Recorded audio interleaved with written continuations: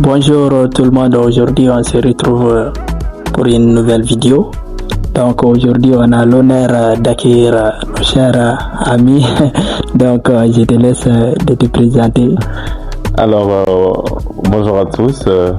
Alors bien avant de commencer, je vous dis de liker, partager et de vous abonner. Alors moi c'est Traoré Alassane, je suis étudiant en nutrition humaine, sécurité alimentaire et management de la qualité, et plus précisément dans la ville de Kénitra au Maroc. Ok, merci beaucoup. Quand même, je ne peux pas dire mieux.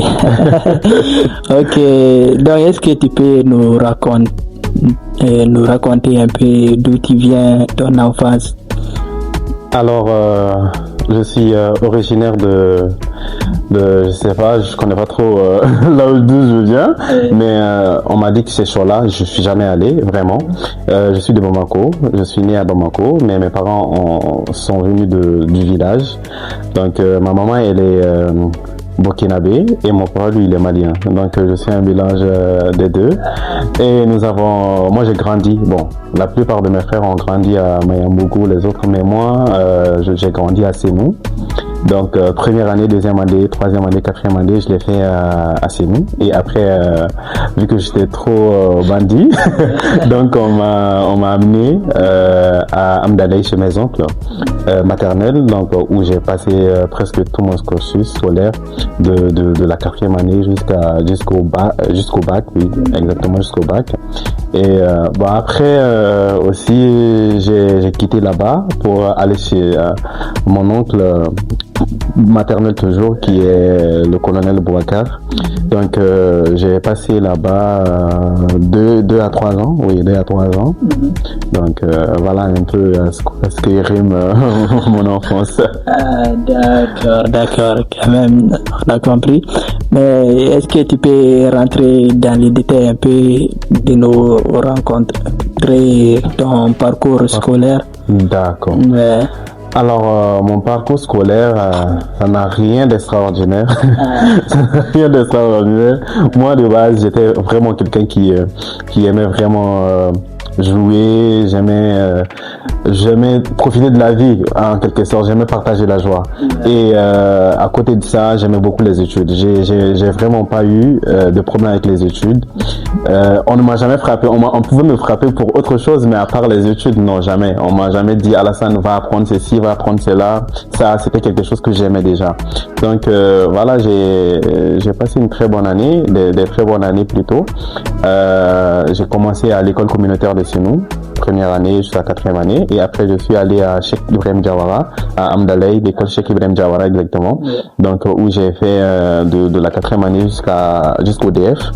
Donc après la personne de mon DF, donc je suis allé au collège Union, juste à côté à Amdalaï, juste à côté de Luxembourg, l'hôpital Luxembourg.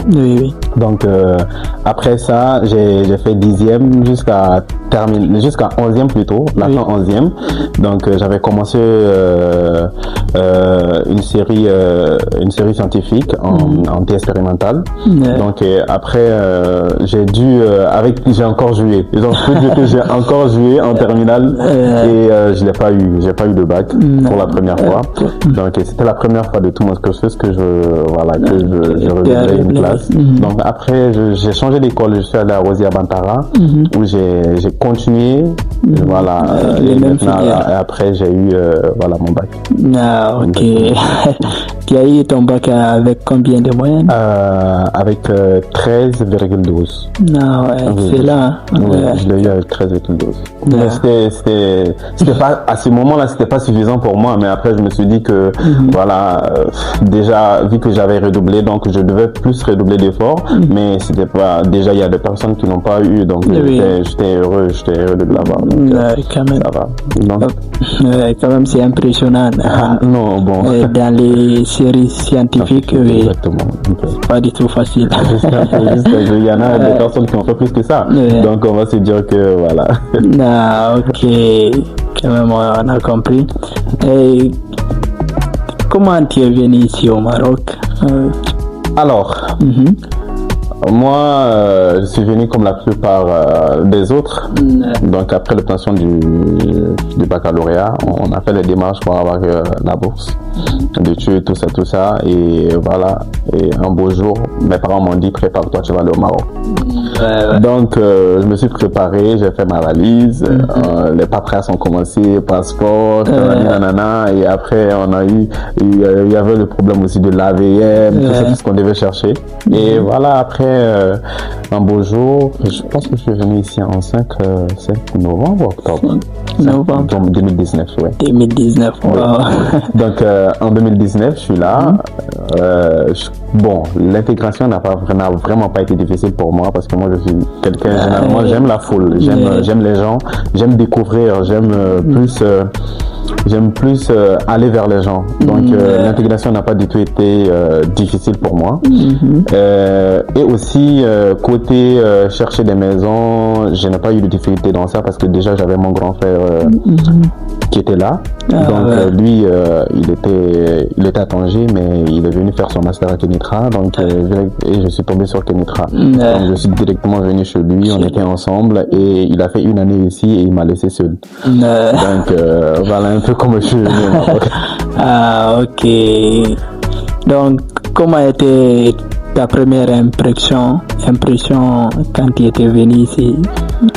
Bon, si je dis tout, je sais pas si on va me filipender là-bas, je sais pas. Mais voilà, avant de venir, mes parents m'ont dit comporte-toi bien, c'est un pays de charia, il y a beaucoup de choses, c'est un pays musulman. Donc, ok. Bon, je m'étais fait des idées, je me suis dit que quand je venais ici, j'allais trouver que les habillements c'était les boubous et puis les abayas, tout ça, les femmes étaient voilées. Mais après, à l'aéroport, je suis descendu, j'ai dit, ok, j'ai dit, donc peut-être que c'est dans les villes qu'on verra mieux. Donc, arrivé dans ma ville, j'étais là, mon frère, il est allé me chercher, donc on sort, je vois, je dis, yaou, donc, ici, c'est ce qu'on dit. Mais après, je me suis dit que voilà, c'est la plus belle chose que j'avais vue parce que, bon, j'avais voyagé, mais pas dans des endroits aussi qui sont bien construits comme ça. Donc je vois des immeubles, je vois les goudrons bien faits, donc directement je les comparais à mon fils. Je me suis dit, bon voilà, mais un jour aussi chez nous aussi sera comme ça, donc on va pas perdre espoir. Inch'Allah. Ok. Comment tu trouves la vie ici au Maroc en tant qu'étudiant? Bon. La vie d'ici au Maroc en tant qu'étudiant, c'est pas trop facile. C'est facile pour certains et pas facile pour d'autres. Surtout la période d'adaptation ici.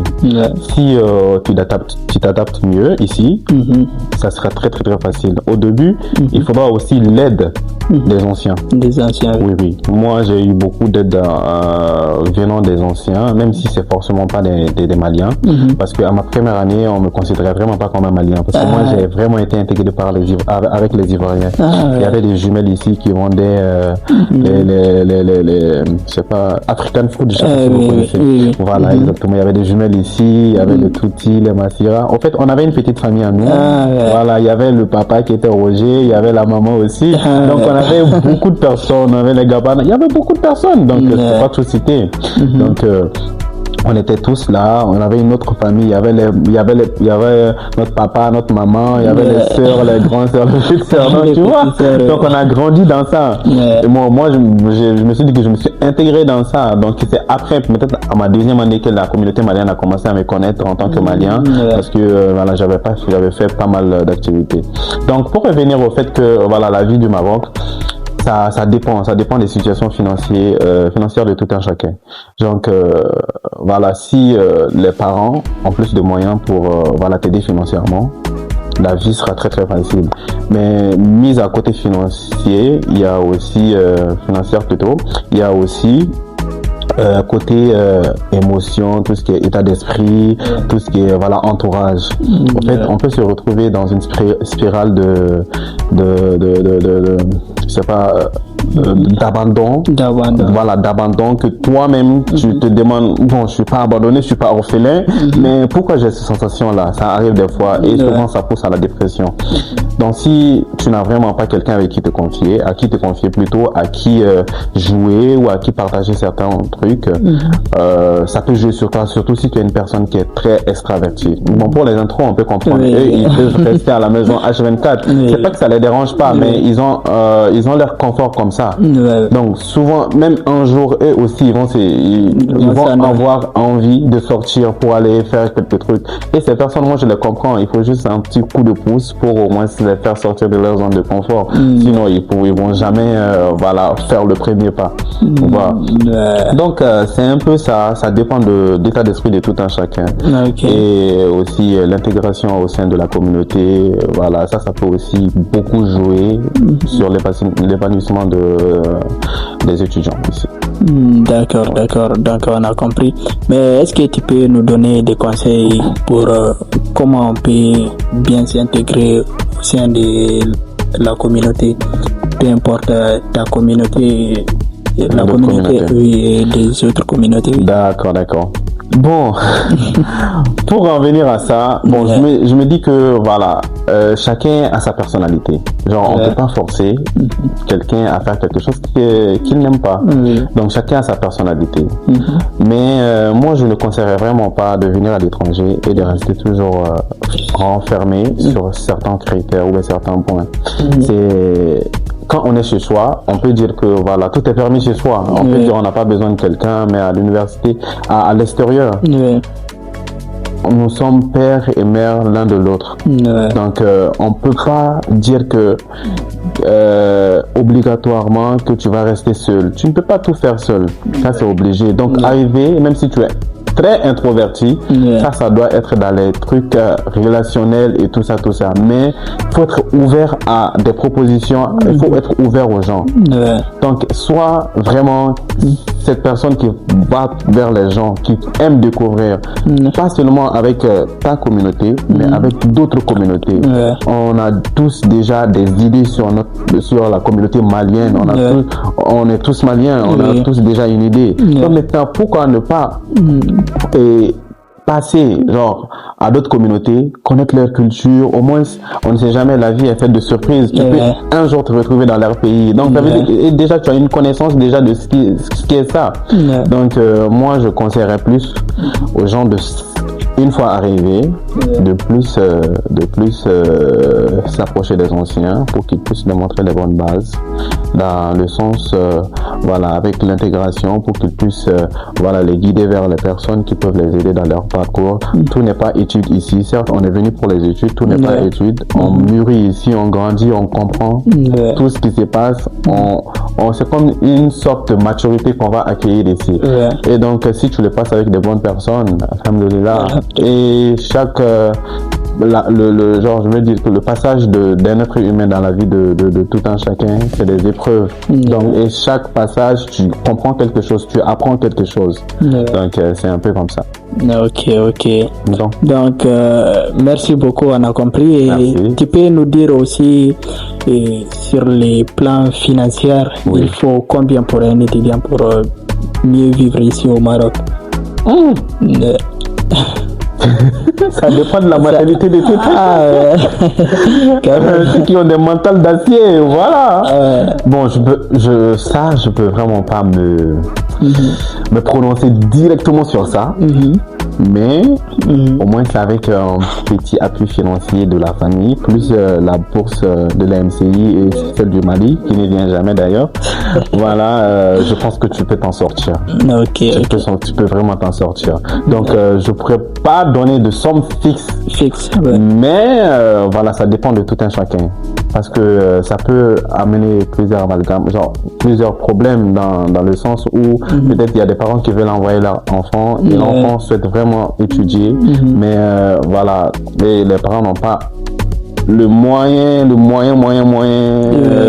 pour envoyer. Mais l'enfant, peut-être que l'enfant c'est quelqu'un qui sait se battre et qui sait que quand il viendra ici, il pourra avoir au moins des opportunités. Tout le monde vient avec...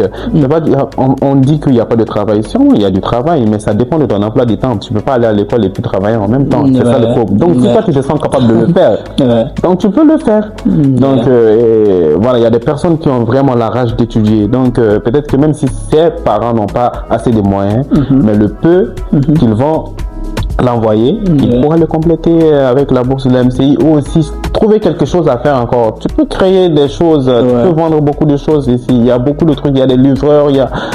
Au fait, il faudra qu'on laisse ce truc-là de grandeur de côté pour savoir qu'on est venu pour étudier et pour apprendre aussi. Donc après les études, c'est pour chercher de l'argent. Si tu fais les deux en même temps, déjà c'est en plus. Donc voilà, je vais pas me focaliser sur une somme précise, mais voilà, avec l'appui des parents et avec la bourse de l'MCI et du Mali combinée, tu as grande chance de t'en sortir. Ok, merci beaucoup. C'est pas beaucoup. Ok, merci beaucoup, on a compris. Merci. Mais l'année dernière, je pense, tu étais l'SG, le secrétaire général de la communauté malienne. Est-ce que tu peux nous parler un peu? Oui, il n'y a pas de souci. Donc, j'aimerais préciser que j'ai fait 2 fois le bureau. Voilà, la première fois, j'étais quoi? Chargé culturel. Oui, chargé culturel. D'accord, chargé culturel. Et après, avec le départ de notre président, il m'a nommé comme vice-président. Donc, et la fois qui a suivi, je me suis présenté en tant que président. Donc, voilà, c'était pas une décision qui était prise à la hâte. Donc, j'ai vu une connexion entre moi et la communauté. J'avais vu une connexion entre moi et la communauté déjà. Et donc, vu que moi, je m'approchais pas mal de certaines personnes et j'étais vraiment... voilà, je peux pas dire apprécié, mais voilà, j'avais une forte autorité dans la communauté et on me connaissait beaucoup. Donc, et aussi, c'est à travers ça que j'ai mis mon plan d'action en marche et j'ai sélectionné des personnes, qui peuvent m'aider dans l'accomplissement de cette tâche. Et je n'ai fermé la porte à personne. Normalement, le nombre de bureaux, souvent, on ne voyait que 6, 7.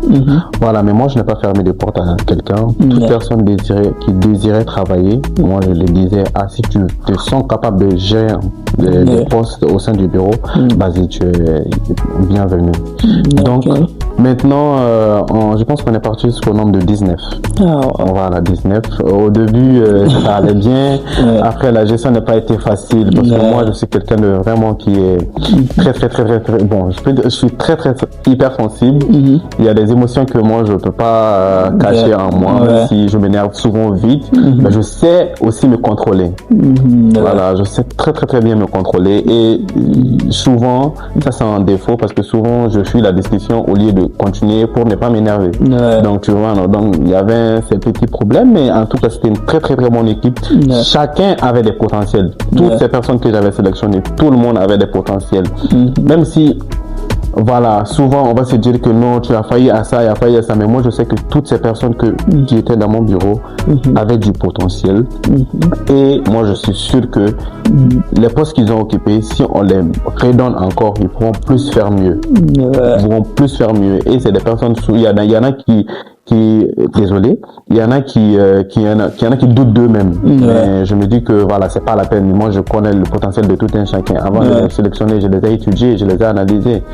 Voilà, il y a pas mal qui se débrouillent maintenant. Il y a beaucoup, même dans le bureau, il y avait des gens qui avaient leur société, leur association, leur point de vente, voilà, ils avaient des startups, quoi. Même actuellement, il y en a qui se débrouillent pas mal au pays. Donc, voilà, donc ça veut dire que j'avais pas tort de les sélectionner.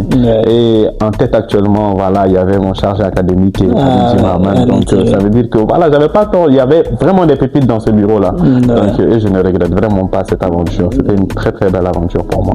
J'ai appris, j'ai tiré des leçons et voilà, j'avance, c'est la vie. Ok.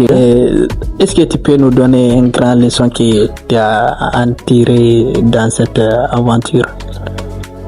Dans cette aventure? Oui. La plus grande leçon. Quand même, tu es un bon leader. Bon, je peux dire que je ne vais pas rentrer dans les vifs des détails, mais je dirais juste que tout ce qui brille n'a pas de l'or. Ouais. Voilà. Ok. Quand même, ça c'est profond. Voilà, donc je m'arrête là. Ok. Quand même, merci beaucoup. Donc, on continue toujours. Avec plaisir. Mais parlons maintenant de ton talent d'artiste. Ça, on peut pas t'inviter d'oublier de ce point. Il faut qu'on discute. D'accord. Ok. Donc, Alors, mon talent d'artiste, ouais. bon, je peux dire que c'est inné. C'est quelque chose d'inné.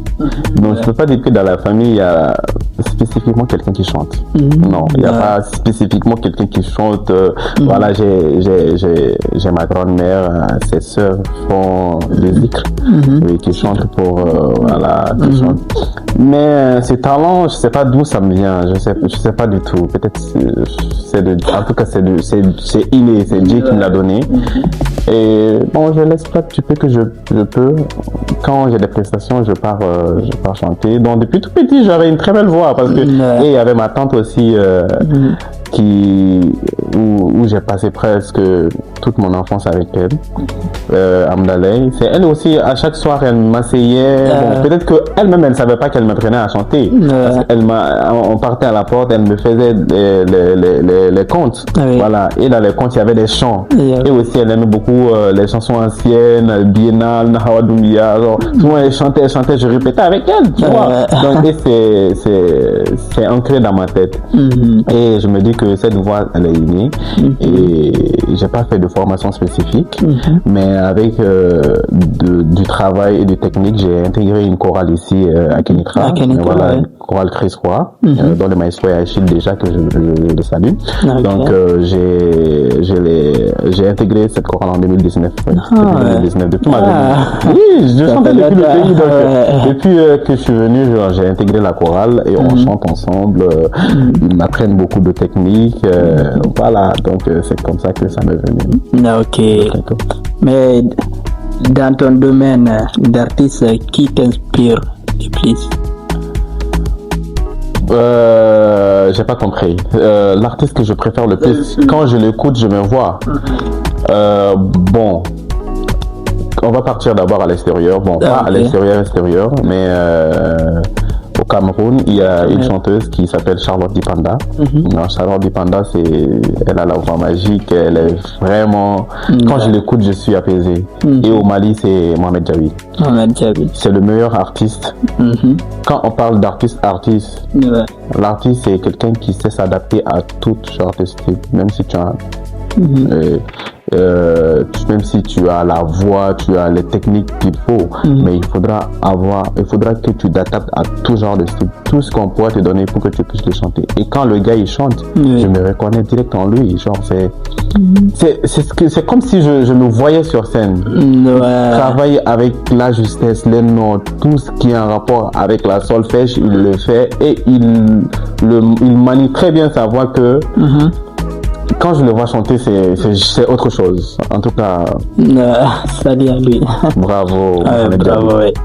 Ok. Mais comment tu t'es retrouvé dans la musique? Comment je me suis retrouvé dans la musique? Je sais pas. Je me suis dit que c'est inné. Au fait, par exemple, à l'école, tu vois, souvent à l'école, on avait les trucs de chant. Donc, on nous disait, vas-y, il y a le chant. Et c'est moi qui animais les chants.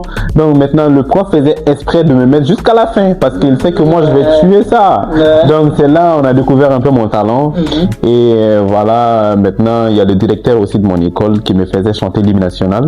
Voilà, et je chantais à haute voix, comme ça. Et puis, les gens ont commencé à me connaître. Maintenant, quand je changeais d'école aussi, à chaque activité, s'il y avait une activité, je me proposais pour chanter. Donc quand je chantais, on me connaissait. Et au fur et à mesure, on me connaissait. Et voilà, je me suis un peu retrouvé. Et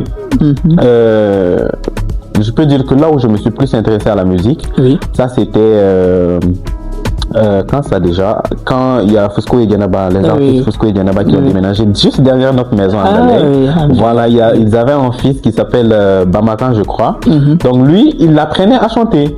Donc en ces temps, moi j'étais tellement curieux que je venais m'asseoir juste à côté de eux. Donc je venais m'asseoir à côté d'eux et j'écoutais ce qu'ils disaient. Genre il apprenait Bamakan à chanter, mais moi j'écoutais au fur et à mesure. Donc je peux dire qu'ils m'ont aidé sans même le savoir. Et un jour il m'a appelé, il m'a dit tu t'intéresses à la musique? J'ai dit oui. Donc il m'a dit viens t'asseoir. Donc après il m'expliquait certains trucs, il m'expliquait aussi des choses et je pense que c'était des bons moments aussi. Donc je peux dire que c'est un peu comme ça que je me suis retrouvé dans la musique. Ah d'accord.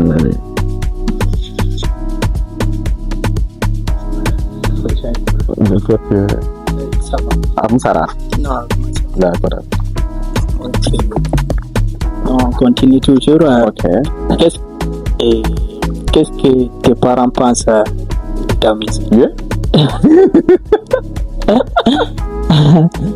Mes parents. Non, vraiment, ils sont pas forts. Bon. Ils sont pas forts. Mon père, je sais qu'il va pas parler.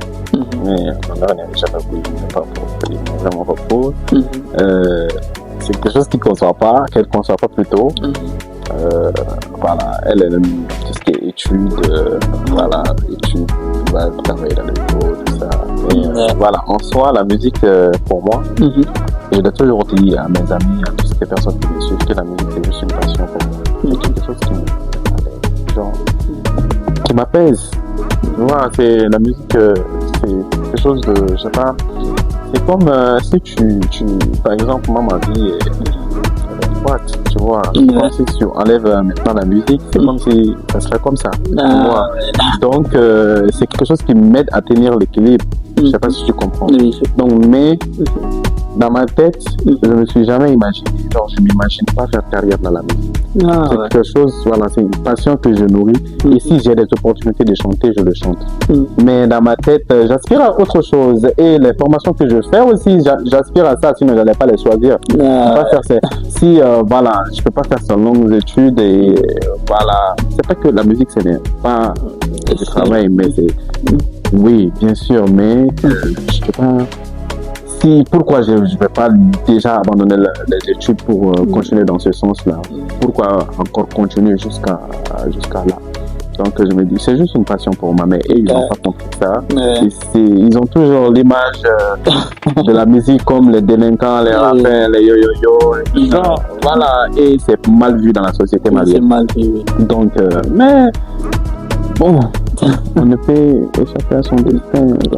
On va suivre le cours et Inch'Allah, je sais que Dieu fera grâce. Dieu fera grâce, c'est ce que je dis toujours et on le suit. Et je sais qu'il fera grâce. Et le jour où on va décider que j'arrête avec ma volonté aussi, j'arrêterai la musique. Donc, voilà pour le moment.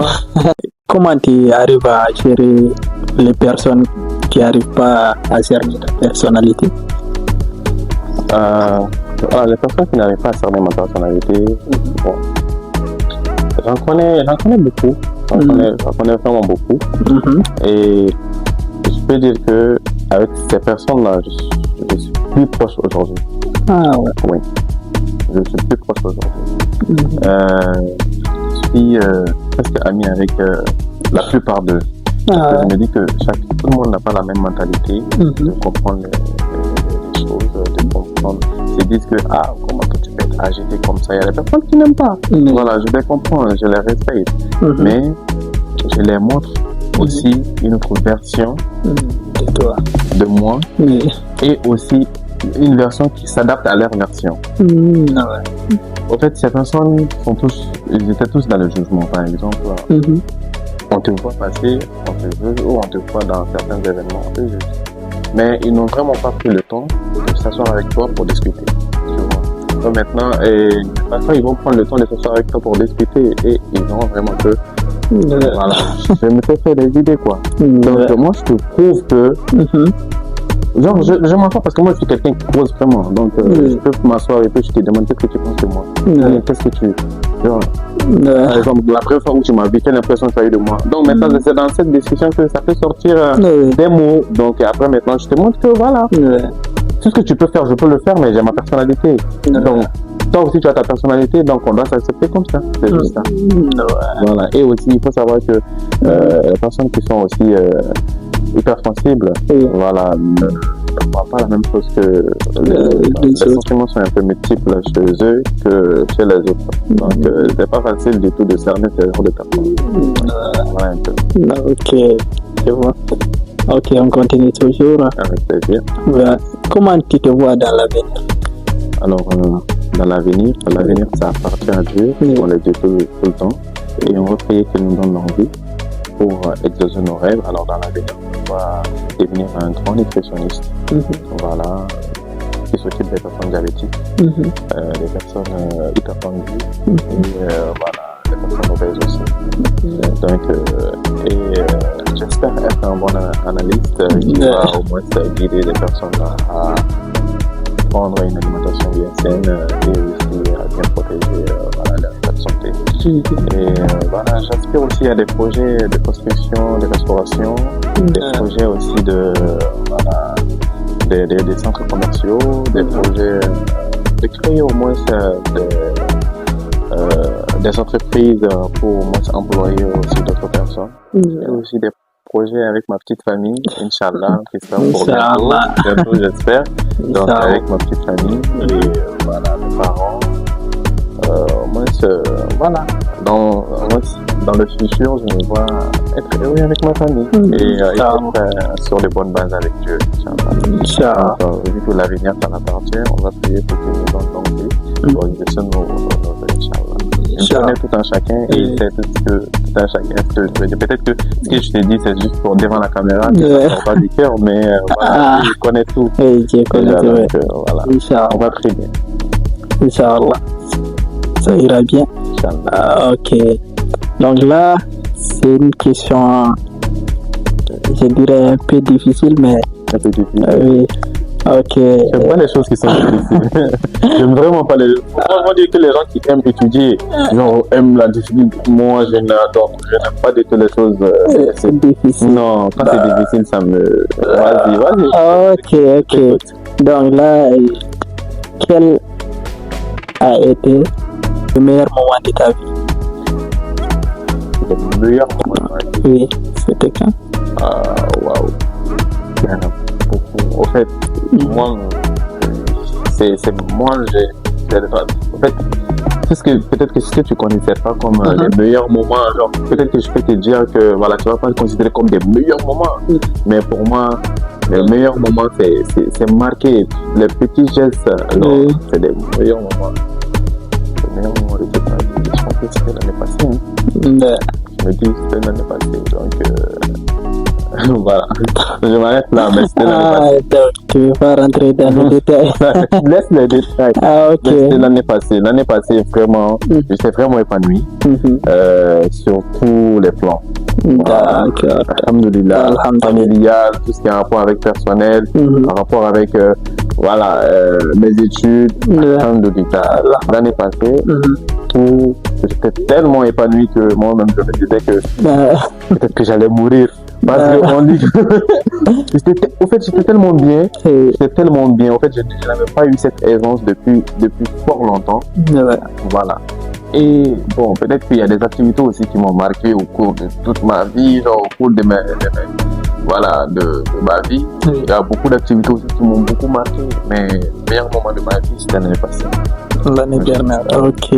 Donc, et le pire moment? Le pire moment de ma vie, c'était en 2017 ou 2016. Je me rappelle pas, entre 16 et 17. Ouais, c'était entre 16 et 17 parce que ça, c'était le moment où je perdais ma grand-mère. Ma grand-mère, c'est comme ma mère, en fait. Ma mère ne connaît absolument rien de moi, en fait. Juste, voilà, ça c'est mon fils. Voilà. Ma mère ne connaît absolument rien de moi. Mais ma grand-mère, c'est elle qui m'a presque. Voilà, qui a tout fait. Voilà, et aussi, elle m'a aimé, elle m'a tellement aimé que, en fait, c'est elle que je considère comme ma mère. Elle m'a aimé, en fait, l'attention possible. Je me dis que bon, certes, ta mère, ma mère m'aime, mais je sais que ma grand-mère m'aime plus que ma mère. Ça, c'est obligé. Ma grand-mère, en fait, c'est le moment où je l'ai perdu. C'était vraiment quelque chose de difficile. J'ai traversé plusieurs phases. Je ne me vois pas assis comme ça. J'ai traversé plusieurs phases en ce moment. Je suis rentré dans ça, sorti dans ça, rentré ici, sorti. Avant de me retrouver, c'était impossible. Donc, je vais dire que c'était le pire moment de toute ma vie. Là où tous mes soucis ont commencé, tous mes problèmes ont éclaté. Tout ce qui ne va pas, genre, c'était le désastre total. Genre, j'étais pas. En fait, c'était trop compliqué. En ce moment, c'était très très compliqué. Mais alhamdoulilah, j'ai pu retrouver le droit chemin, j'ai pu voir clair. Voilà, j'ai pu me resservir en un moment. Parce que là, en fait, la rue aussi, ça nous apprend. La rue, ça nous apprend beaucoup de choses. Donc, voilà, je peux dire que, voilà, je me suis bien ressaisir. Alhamdoulilah. Et tu vois, le résultat, je suis là. Sinon, si j'étais continué dans le même lancé, j'allais pas être là. Ok, alhamdoulilah. Est-ce que tu as déjà vécu en Goumé? En Goumé? Oui, je l'ai vécu. Je l'ai vraiment vécu. Je l'ai vraiment vécu. Et c'était pas le même blabla, c'était vraiment pire. Je pensais vraiment pas m'en sortir. Je pensais vraiment pas sortir de ça. Mais alhamdoulilah, Dieu fait grâce. Ok. Oui, mais c'était pas tout facile. En fait, ce que les gens disent, mais je ne peux pas comprendre. Et surtout pour une personne qui est comme moi, qui est très hypersensible, genre c'est pas facile. C'était pas du tout facile à gérer. Non, c'était pas facile. Mais est-ce que tu peux nous raconter brièvement, tu ne rentres pas dans les détails, mais Non. En fait, en tout cas, c'était difficile pour moi. J'ai pas envie de rentrer dans les détails parce que en fait, non, c'est pas que tourner la page. Tu vois, non. Oui, on peut tourner la page dans le côté voilà, relationnel, tout ça, mais les souvenirs restent. C'est obligé. Si tu as passé un bon moment avec la personne, les souvenirs vont rester. C'est sûr et certain, tu vois, non. Donc tu tournes la page dans le sens où tu te mets en tête que voilà, c'est fini, c'est déjà terminé, tu vois, non. C'est le période du Goumé, c'est ça qui te fait réaliser ça. Donc qui te met en tête que c'est terminé, mais je vais pas pouvoir rentrer dans les détails pour voilà, je sais pas, pour le respect, voilà, pour le respect de la vie. Ok. Quel serait ton message à ton futur toi dans 10 ans? Mon futur moi dans 10 ans. Alassane. Je dirais que Alassane, toi, il faut savoir dire non aussi. Il faut vraiment savoir dire non. Pas dans le sens où quelqu'un va venir te demander quelque chose et tu vas refuser. Mais dans le sens de la vie en général et dans le sens de la société. Tu es quelqu'un qui sait ce qu'il veut, mais pour ne pas blesser l'autre, tu préfères prendre sur toi et de faire ce que tu n'aimes pas. Tes décisions, souvent, ne t'appartiennent pas. Souvent, par peur de ne pas faire mal aux autres, tu prends des décisions qui vont te porter préjudice. Alors, je te dirais d'être direct, et ça, je pense que ça serait la meilleure des choses pour toi. Ok. Donc, j'espère bien que ton Alassane Dandi, on va l'écouter. J'espère bien que tu l'écouteras. Sinon, ne change rien du Alassane du présent. C'est le best des best. Non, ok. Alassane, tu as compris? J'espère que tu as compris. Ok. Sinon, si on doit retenir une seule chose de toi, tu aimerais que ça soit ma joie. Non, ma joie. Ça, je ne peux le perdre pour personne, ma joie. Même si je me sens mal, peut-être les personnes qui sont proches de moi peuvent savoir que j'ai quelque chose. Parce que toi, je peux venir comme ça. Peut-être que moi-même j'ai mal là, mais tu peux pas le savoir, et tu peux le savoir. Je parle normalement avec toi. Donc, c'est ma joie. Je n'ai vraiment pas envie. Je prie Dieu pour qu'il me donne toujours la force de partager cette joie avec les gens. Vraiment, parce que je ne vois pas une vie sans sourire, sans éclat. Genre, je vois pas. Donc, je dirais que c'est ma joie et la simplicité que j'ai avec les gens. Okay. J'aime trop les gens. Donc, je veux qu'ils retiennent de moi que je suis joyeux et je partage ma joie. Je veux que tout le monde soit joyeux dans la vie. Voilà. C'est juste ça. Ok, on a compris. Tu préfères manger seul ou en groupe? En groupe. En groupe, ok. Tu préfères être un milliardaire et mourir à 50 ans ou vivre une vie modeste et mourir à 90 ans? Une vie modeste et mourir. Moi, je ne veux pas mourir. Je n'aime pas la mort. Là, vous laissez ça. Tous ceux qui me connaissent le savent. Hein. Je n'aime pas la mort. Je n'aime même pas. J'aime parler de la mort, mais je n'aime pas la mort. Hein. Là, si je crois que la mort, c'est vraiment ma journée. Non, mais non, moi je préfère une vie modeste et mourir à 90 ans que d'être milliardaire et mourir à 40. 40 ans, c'est quelle vie? Non, 50 ans. Non, 50 ans, c'est quelle vie même? Allah, Dieu. Ok, qu'Allah nous donne une longue vie alors. Amin, ya Rabbi. Ok. Monogamie ou polygamie? Franchement, monogamie. Monogamie. Moi, je n'ai pas la mentalité assez forte pour gérer deux femmes. Je ne pourrais pas du tout. Non, je ne pourrais pas. Je pourrais pas. Même si je peux, je peux dire que je peux, mais je ne suis pas sûr d'être correct entre les deux. Non, je ne suis pas sûr. Donc, d'accord. Oumou Sangare ou Salif Keita? Wow. Bon. Pour le respect, je dirais Salif Keita. Salif Keita. Ok. Donc, Wally Seck ou Fally Ipupa? Fally. Oui, je préfère Fally.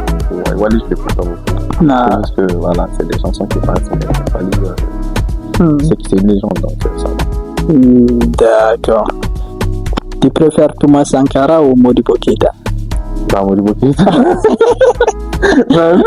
Chacun privilégie son pays. Modibo Keïta? Non, Modibo Keïta, bien sûr. Même si Thomas Sankara, je sais ce qu'il a fait, je sais, voilà. Mais Modibo Keïta, il nous a conduit vers l'indépendance, il a beaucoup fait. Il a beaucoup